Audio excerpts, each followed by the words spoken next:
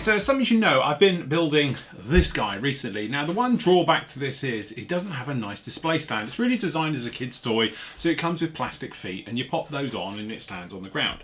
Well, we want it to be a little bit more sort of pucker than that, and we want it to look really nice. So what I've got down here is some complete overkill acrylic. Now, this is, and I forget myself, so we'll just check, it is, what, 6mm acrylic sheet. Now, it is really strong, hard as nails, pretty difficult to cut as well because it is so thick. So to be honest, I'll have to probably cut this outside away from you, but I have been sketching out some basic drawings. Now forgive me, I am not an architect or a designer, or I might be an engineer by trade back in the day, but those days have long gone. So I've basically just come up with something a little bit like this. Okay, so just some basic sketches. So what we're thinking is a triangle, because obviously it's a triangle and I'm trying to follow through the shape.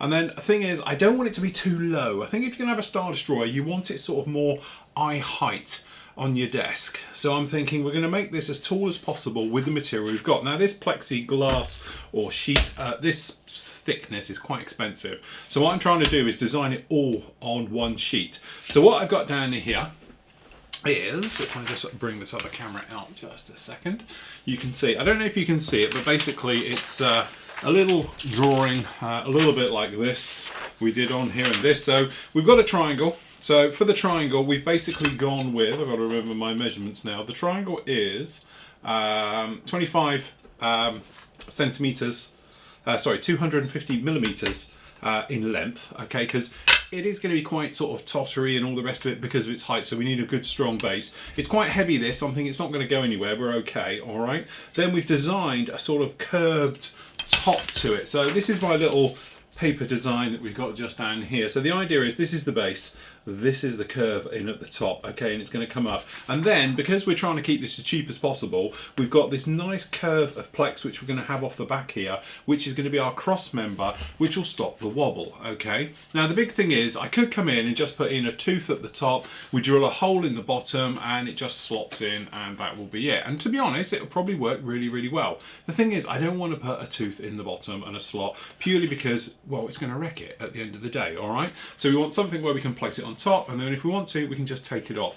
So it's basically going to have a triangle system at the back. So it's going to be held here, and then you're going to have an area down the front. The only thing we've got to do is for the reactor down here at the bottom, take a little bit of a curve out the top just to put that in and to make it all nice, which I can probably do that on the scroll saw behind us, all right. So first up, what I need to do is actually cut the plexiglass. Now this isn't as bad as it seems, just treat it like wood, okay. The only thing you do have to remember with plexiglass is not to overheat it. So if you're cutting it with a saw, don't go in there with too fine a saw, because all you're going to do is end up gumming it up. It literally will melt. Like on the scroll saw, if I was to try and cut this on there, my teeth on that are too fine, and it is literally just going to melt, okay, and it's not going to really cut through it. So what I'm going to do is take this outside, we're going to cut this into a triangle, roughly cut the shape, and then what we can do is come back in with a belt sander and shape it a little bit more and get the feel for it and the angles for it, and then we can cut in the little areas and things like that by hand.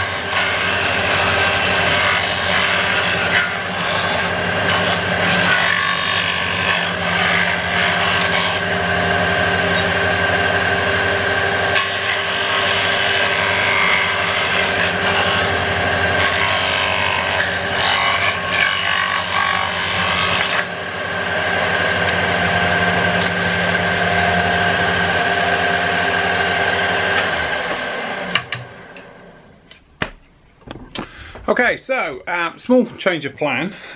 We've just changed the shape to that shape from the original, which was this shape. Okay, now the reason for doing it is when I put it on the stand to test it, that's way too big. It's completely out of scale. This is a lot nicer. It's a little bit more gentle. So what I'm probably going to do is pop in the scroll saw, just change that angle just a little bit, or I might sand it by hand. But generally, I just grab, sorry about the wonky angles. This is our base that we've made, no problem with that at all. But you can see what I mean? When we came in with this thing, it's like well out of proportion. So scrap that. But that one actually should be a lot better. Okay, and it will be nice and clear, so you're hardly going to see it, and everything else on there. So what we've got to do now is measure the distance and put in that little cup under here to sort of account for this guy under here, because obviously this again is going to come in and it's going to sit in here literally just like that. So we need to put a little scoop, which we'll do with a scroll saw, and we'll take that out of there.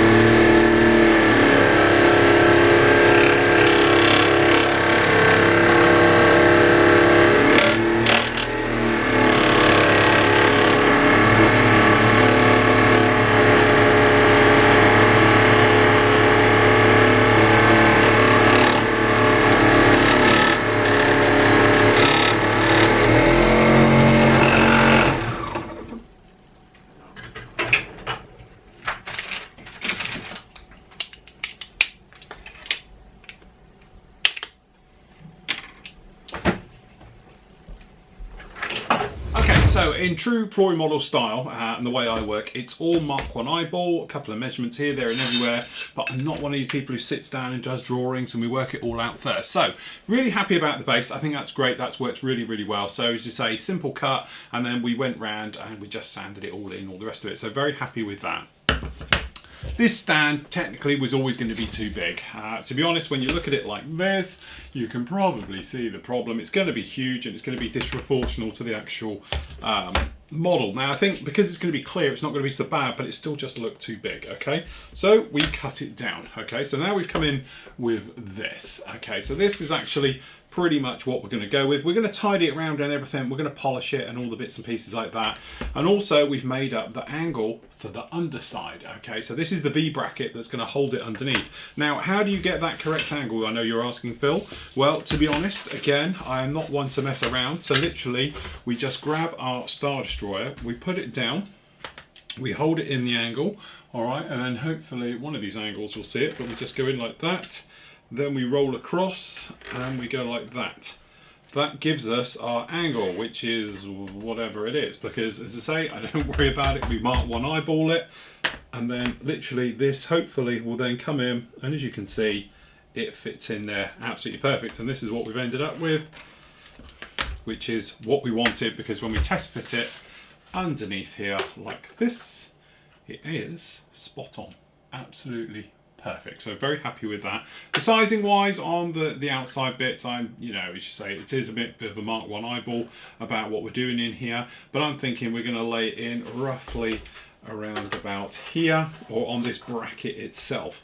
So then what we've done is we've just come along with this guy, we've put it over our central area of where we're thinking, and then this will then hopefully it'll fit just in here, which will be in and around as we go. Now we know this is 6mm acrylic, so that's really easy. So we've got a 6mm diameter area coming across there, and we needed to know the depth of how far we need to go down on this in the center point. So we just literally did it like this, and we've come along and we've allowed a little bit on top because it's easier to sand down than it is if we've got a hole, because to be honest, this is too big at the moment.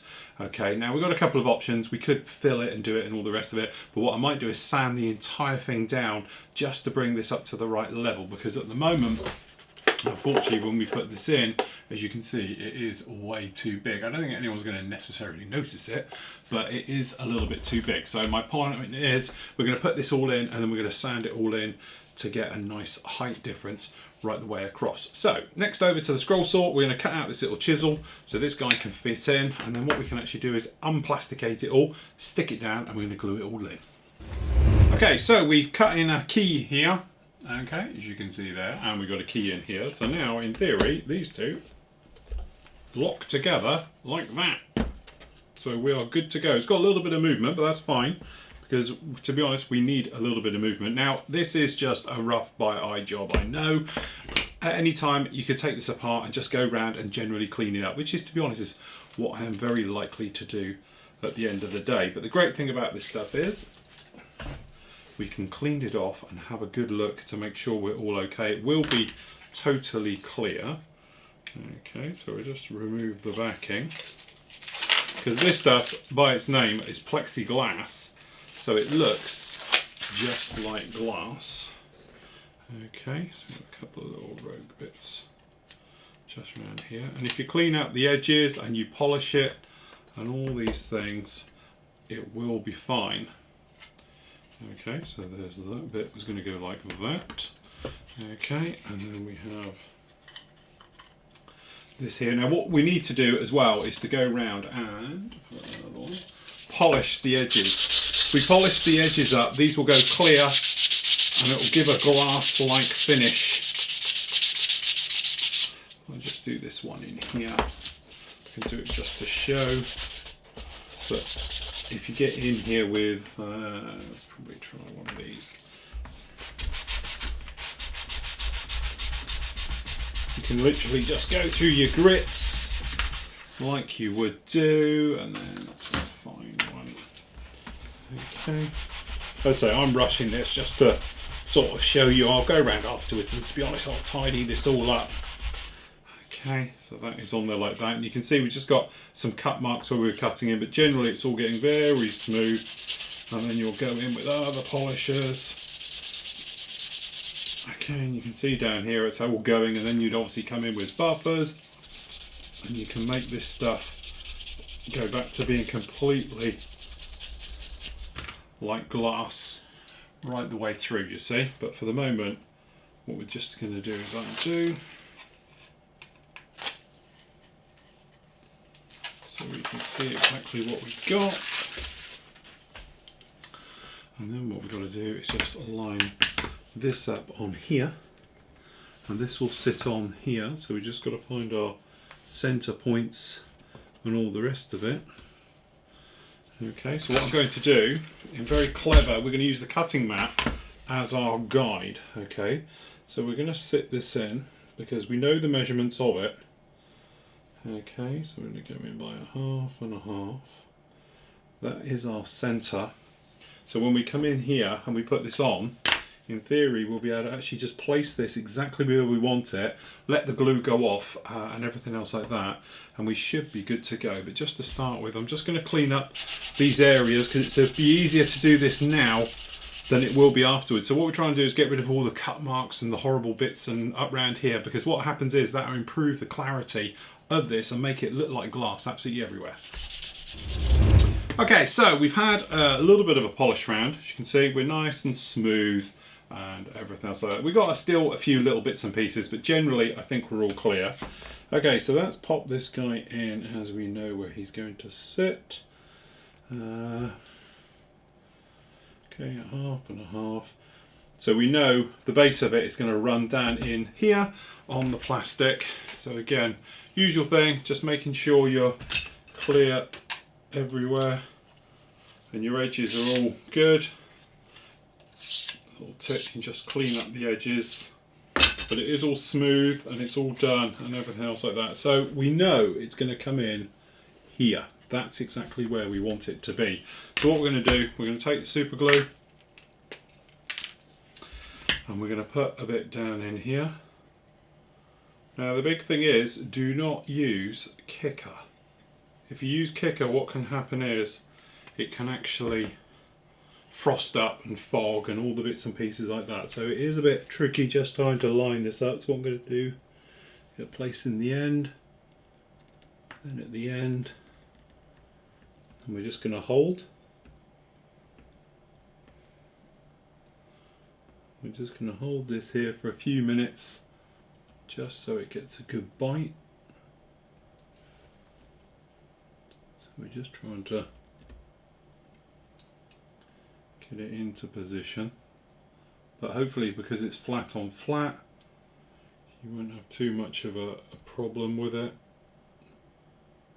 It's wanting to squeal a little bit. Okay, you literally let it naturally set just like that. Now what you can do is come in, just to make sure that's square, which it is, but what you can actually do is come in, put a little bit more super glue and let the capillary action go down. If you've got one of the ones with the long nozzle on, you can just track a little bit of glue down there and all the rest of it. But the thing is, if you just come in with Kicker, this beautiful clean crisp, you can see it above as well, join will actually fog, and when that fogs it's really hard to get rid of it, so it's best to leave it just to sit there and do its bit. And again, it's the balancing act. You don't want too much, because if you put too much on there, it's going to pull out the sides and it's going to be messy and horrible. If you don't use enough, it's going to be a little bit weak. But acrylic, actually, when it's together and together with super glue, gives a very, very strong bond. Okay, so what we're going to do, we're just going to let that dry for about sort of 10 minutes, totally go off and everything else like that. Once that's gone, we can then sit this guy on, but obviously I don't want to put it on yet until it's finished down there, and we can sit him on. Once he's on, then we can let that dry, and then we're ready to put the top on. Okay, and there we go, we are up and running. So this is our stand, pretty much how we had it. The only thing is that I've made a slight mistake for, I'll be honest.